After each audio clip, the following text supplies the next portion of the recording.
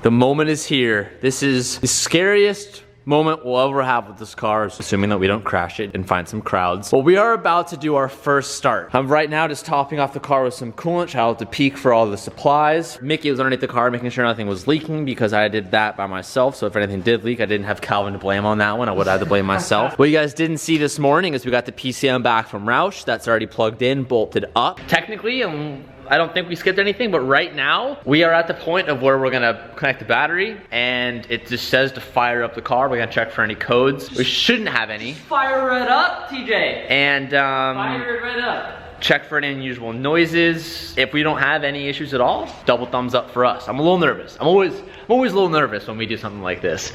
We obviously didn't change any oil and stuff. That will be down the line. Like, we didn't have to dump any oil. So, you know, today we're focusing on starting it up and making sure nothing breaks. Calvin has a wedding to go to. He's getting married. Congratulations, Calv. I have some personal stuff to do today, so I can't spend too much time at the shop today. We have a couple hours to dive into this. Cars before bitches, you know?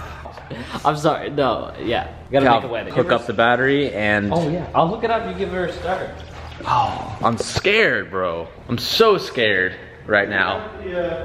Nick, do you want to bless us with your presence on this first startup? I'm gonna try, yeah. Well, you don't need to fill it all the way, Nick. Do you understand how this works, Calvin? I do, but, the idea is to what hold happens fluid if it here? what happens if it sucks it all and it's past max? Then we're fucked, okay? No, you siphon it out. How do you it's siphon not gonna it? do that though. I'm not gonna let that happen. Don't worry. Okay. Yeah, listen to your dad, Calv. Man, I'm a little nervous. I don't know why. I don't think I forgot to plug anything back in. I think we should be all good. I have all the rear stuff connected. Remember, we had some like fuel control modules and stuff all there in the back. Key on, yep. All right, accessory. Whoa. We don't have any codes yet, so that means Roush did their job. Shout out to Roush. When we originally started this up and everything was like, before we had the PCM and it was reading all these weird codes, obviously, and nothing off the bat here. I don't even know really what I'm looking for. Our gauges are working. Again, I don't know if that makes a difference because the car's not on, but if you guys can't tell, I'm just stalling right now because I'm a little bit nervous.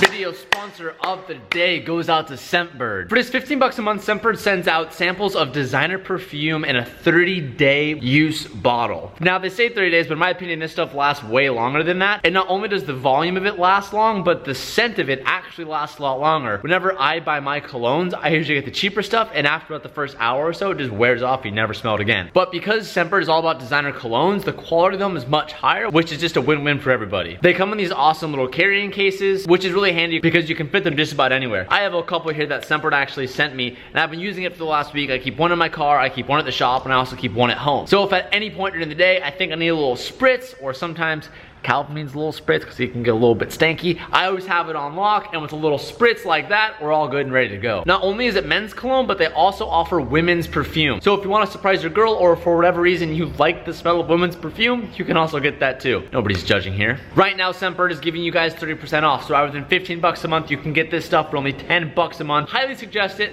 highly worth it, and in the long term, you're getting way more cologne for a way cheaper price. Thank you so much for Scentbird for sponsoring today's video, and now let's get back to it. I'll let you guys film. Give me that. Give me that. Let me touch you guys. I'm touching you all. Gotta get pumped up, Cal. That's right, baby. All right, Make I'm sure gonna start it, and I'm gonna run over here, assuming everything looks good. Okay. You should probably go do a lap around the building first. Yeah, you're probably right. First startup, immediate 700 horsepower. Oh God. Here we go.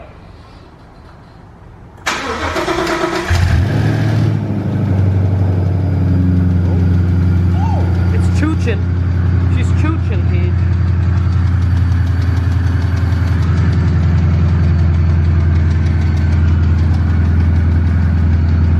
We're reading air-fuel ratio. All of our temperatures are working.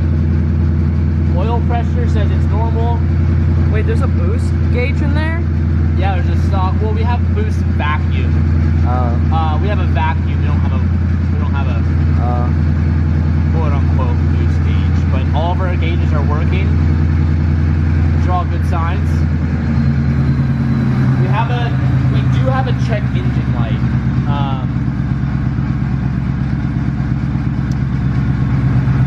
I don't think that should be there. We'll monitor it though. Doesn't sound right. right, so we just turned it off. We don't know how it's supposed to sound, and we don't have something to reference it to, so we're just being cautious here. It almost sounded like a chug. Chug? I mean, it was like, okay, no, it was like it was just clanky. It was clanky. That's the best way to describe it. It was a Yeah, you'll hear it in the video. All right, so we'll start it again. I'll toss you this. We checked oil level, made sure everything was good.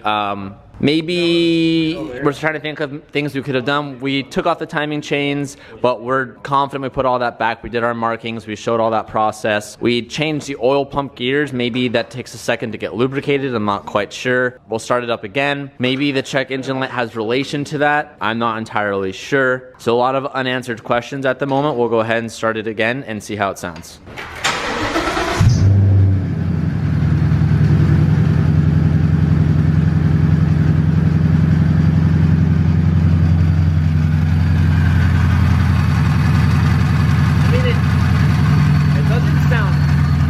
noisy. It's noisy.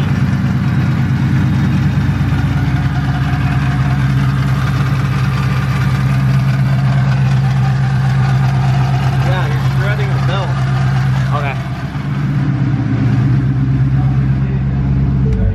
See all the belt rubber flying up? Yeah. So something's touching down there. That's where the noise is coming from.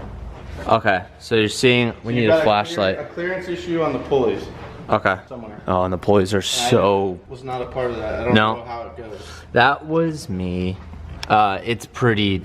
You see the black? You see the black rubber? So you got something's touching a belt. Is it rubber? Yeah, look, you can see it built up right here. Look, yeah. Look right here. Oh shit, that belt's already going right here.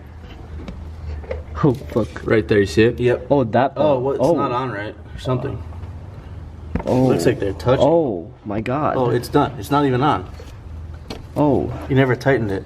Who never tightened what? I don't know. The belt's loose. It's not even on the pulley. Let me see. Wait. Look where my hand is down here. Yeah. Look, it's not even on the pulley. Wait. Oh man, it's hot as fuck. This pulley is hot as fuck. It's because that rubber. Ow. Fuck. All right, so you gotta track down that belt. Where does it go? Get it Well, up. I know where it goes. I know exactly what it looks like, but the tensioner was tight beforehand, so... Is it a sprung loaded tensioner, like it automatically tensions, or do you have to adjust, like the art? No, it was you pull to, you like go counterclockwise and it bends through. Oh no, we should have started this without putting coolant in. Yeah. Fuck. Cause now both of these have to come off and they're full.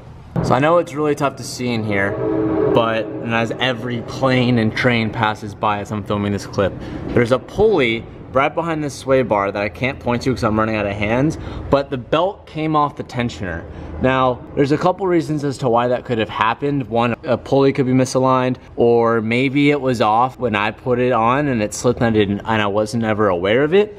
We don't really know. So I think what we're gonna do is I'm gonna start it again and Calvin's gonna take an eye on it. I'll watch it. But the belt shred a little bit, but it should be enough to see. We're pretty much gonna test to see if it does it again. If it does it again, that means that there's a pulley misaligned. It has to be a pulley misaligned. Yeah. So if that's the case, then we'll have to drain the coolant and stuff and then try to see why that is. Hopefully that's not the case. I'll start it up again and good luck. Good luck, have fun. Here's the light. Good luck, SC. Yell really hard if I want me to stop the car. Okay.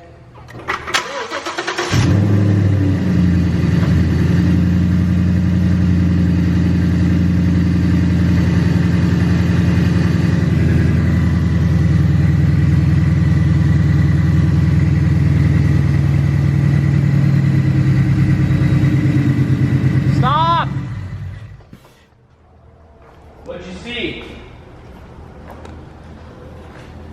The fact that you're coming over. I hate to say it, dude. You're an idiot. What happened? You're stupid. Why? You didn't put on the belt. It's fine. You didn't put it on.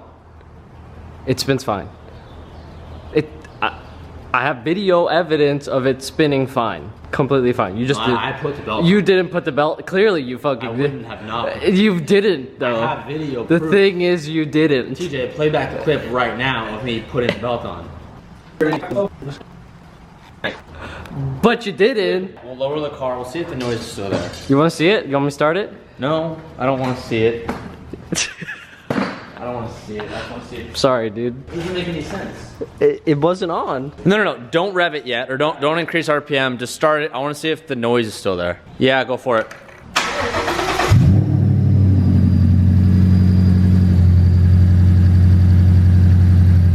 I think it actually sounds better. I think that noise is gone. No, I guess it's still there, but it could just sound like that. Give me just like a little bit of gas.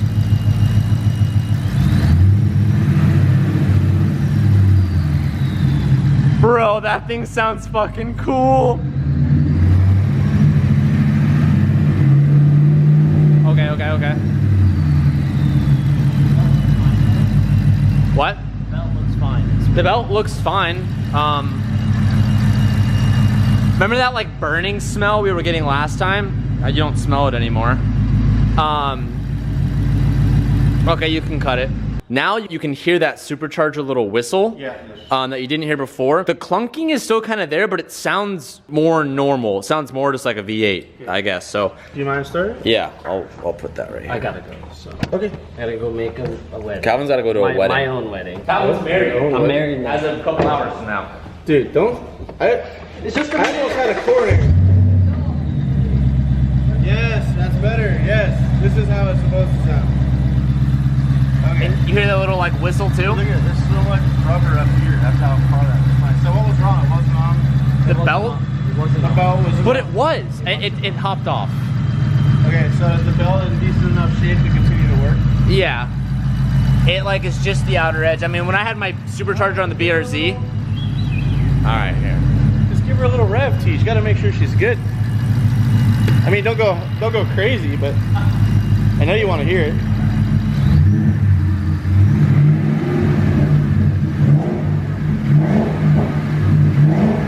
It's actually quiet. The supercharger's not as like a Magnuson type is really loud. I heard in the comments that it wasn't the loudest. Yeah, you just hear a little whistle.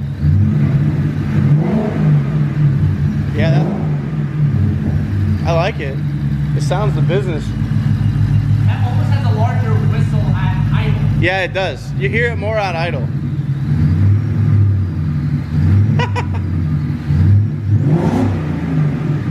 Yeah, I like it, dude. Nice little upgrade. Sweet. The Mustang boys will be pumped. Yeah, dude, that little supercharger sounds pretty good. I'll have to get the temperature and bleed coolant and do all that fun stuff, but... And I don't know much about these because I fool around with 90s Japanese cars that don't have these type of systems. This might actually be its own bubbling system. It looks like it's its own type of like swirl pot type deal. Yeah, I'm not too as sure. long as you keep an eye on this max level, this will actually work itself out. Yeah. Just keep it topped off, and I assume that works the same. And I smell fumes, but it's the first time. Hands all over everything. Yeah. The heat going through it for the first time. Always be cautious of the first time smells. Cool. Yeah, but you're good. I wish I had more time to film with this today, but all in all, boys, we're looking like we're in the clear. I'm not too sure what that check engine light is. We still have it. Everything got up to temp, everything looks really good, but we still have that check engine light. So I'm sure there'll be a handful of you in the comments that will be telling me what is and what isn't wrong, or maybe there's just a, maybe this is a common thing until the ECU resets, or I honestly don't know. But right now, the way the car currently sits, we're at about 730 horsepower, and that's without us even messing with the tune. You already know we're gonna be messing with that. We're gonna clear out this stock header system, do all this stuff, open it up, which is gonna give us some more power. Maybe there's a short pulley option for the Roush kit. I don't know if there is. I haven't really looked into it, but we're definitely gonna be squeezing some more power out of this bald boy. And as my dear friend Cletus says, we're gonna let the bald eagles fly. It's 11:16 at night right now, and I haven't vlogged with the camera in probably like 7 hours, whatnot. I had to do a bunch of stuff. We are leaving for Portland, Oregon in like 4 hours. We're leaving like 3 a.m. to get there to hang out with you guys. I'm super stoked about that. I also got more tattoos tonight. I didn't vlog it, but we added blackjack. Well, the rose for my mom. The blackjack was for my dad. If you know, personally, it would make sense. And the little maple leaf for the family heritage. I'm sure we'll get more soon. Anyways, that was it for today's video. I wanted to do more on the Mustang, but that was literally all we had time for. Cannot wait to get back from Portland so we could rip this thing up and down the street and see how she feels. I'll see you guys tomorrow.